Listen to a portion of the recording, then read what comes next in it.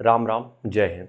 तो आज हम बात करेंगे रनिंग के लिए रोटी का इस्तेमाल आपको नहीं करना चाहिए या फिर कम से कम करना चाहिए। इस टॉपिक पे कंट्रोवर्सी होगी तो उसके बारे में हम बाद में बात करेंगे। अभी हम बात कर लेते हैं अपने स्टेमिना बूस्टर के बारे में। ये एक जनरल स्टोर की तरीके डेली हमें बताना पड़ता है। खैर, ये मेरा खुद का प्रोडक्ट है तो कोई प्रॉब्लम नहीं है। 250 ग्राम 700 रुपये का है, आधा किलो 1200 रुपये का है। कुछ लोगों का कहना है कि भैया महंगा है। बिल्कुल महंगा है, हम ये खुद मान रहे हैं महंगा है, लेकिन उसमें 17 तरीके की चीज़ें पड़ी हैं जो कि हर एक चीज़ कॉस्टली, हमने एक डिटेल वीडियो में बताया भी था। तो हम इसमें कम नहीं कर पाएंगे क्योंकि ऑलरेडी हमने रेट बहुत डाउन कर दिए हैं। तो अगर किसी को भी लेना है, ये पेमेंट का नंबर है 72 688 01578।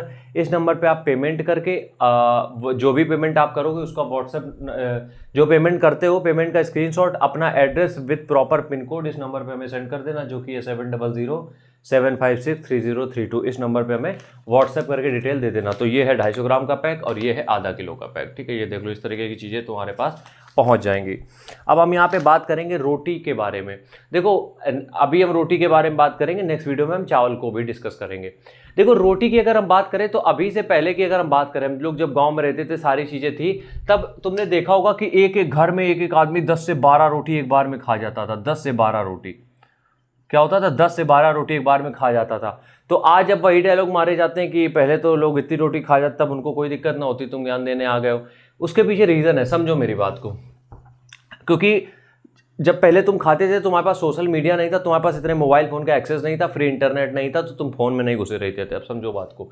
सबसे पहला रीज़न क्या है? सबसे पहला रीज़न ये है कि जो तुम रोटी गांव में खाते थे या हम पहले खाते थे, उसमें भूसी बहुत अच्छी मात्रा में होती थी, जिसको कि अब हम फाइबर भी बोल सकते हैं। जिसको हम क्या बोल सकते हैं? फाइबर। अब फाइबर हमारे खाने का एक बहुत इंपॉर्टेंट चीज़ है। मतलब कि अगर फाइबर खाने में होता है तो खाना डाइजेस्ट अच्छी तरीके से हो जाता है, हमारी बॉडी से जो बाहर निकलना होता है खाना, वो भी बहुत अच्छी तरीके से खत्म होकर सारी चीज़ें निकल आता है। ना तो ब्लोटिंग होती, ना तो कब्ज की समस्या, एसिडिटी, कुछ नहीं होता था। लेकिन अब जो आटा जब आप चक्की में भी पिसाने जाते हो, उस आटे को अच्छा दिखाने के लिए, क्योंकि देखो कई बार तुमने देखा होगा जब तुम्हारे घर में रोटी बनती तो मम्मी बोल देती आटा मोटा पिसा है, और जबकि जो मोटा आटा होता है वही तुम्हारे लिए बेस्ट होता है, लेकिन वो क्या है, देखने में अच्छा नहीं लगता है। तो सबसे पहला रीज़न तो यही है जिसकी वजह से हम रोटी को मना करना चाहते हैं। दूसरी चीज़ जो आजकल मेन समस्या निकल के आ रही है वो है ग्लूटेन की, जिसकी वजह से रोटी चिपचिपाती, देखा होगा तुमने जब आटा माड़ा जाता है तो चिपचिपाता है। उसका रीज़न भूसी और लगभग वही होता है, ग्लूटेन।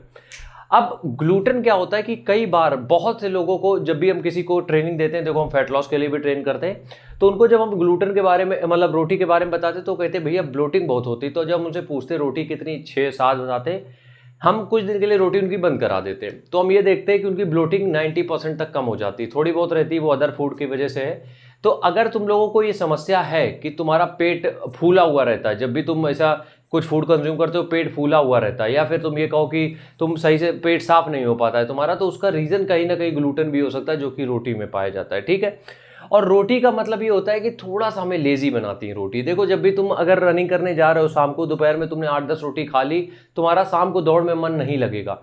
मेरा गोल बस इतना सा है कि जो भी तुम रेस की प्रिपरेशन कर रहे हो वो रेस तुम क्लियर कर लो, दैट्स इट। इसके अलावा फिर जिंदगी में तुम क्या कर रहे हो ये मेरा कंसर्न है ही नहीं। ठीक है, तो रोटी इसलिए हम कह रहे हैं अगर खानी भी है तो कोशिश करो क्वांटिटी बहुत ज़्यादा नहीं होनी चाहिए, 2 से 4 रोटी इज़ वेल एनफ।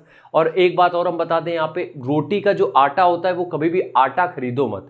जो गेहूं लेके जाते हो उनसे आटा पिसवाओ और उनसे बोल दो मोटा आटा भी है तो चलेगा। घर पे अगर कोई मना करता है कि तो नहीं हमें यही खाना है, क्योंकि वो जो मोटा आटा होता है, लोग बाहर के देशों में तुम देखोगे जो इंडियंस रहते हैं वो हमेशा यही चीज़ें प्रेफर करते हैं कि या तो मल्टीग्रेन हो, कई सारे उसमें ग्रेन्स हो, या फिर उसमें भूसी की मात्रा ज़्यादा हो, या फिर हमें कहें मोटा आटा हो। तो उससे क्या होता है, वो डाइजेशन में अच्छा रहता है।